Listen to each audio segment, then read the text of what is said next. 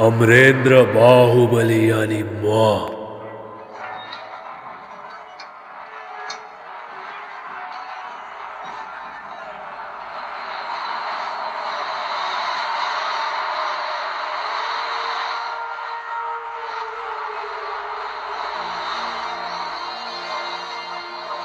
अमरेंद्र बाहुबली यानी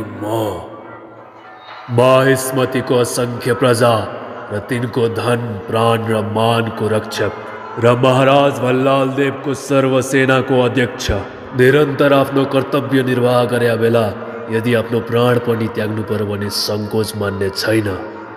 राजमाता शिवगामी देवीलाई साक्षी मानेर म यो शपथ ग्रहण गर्छु। जय माहिष्मती।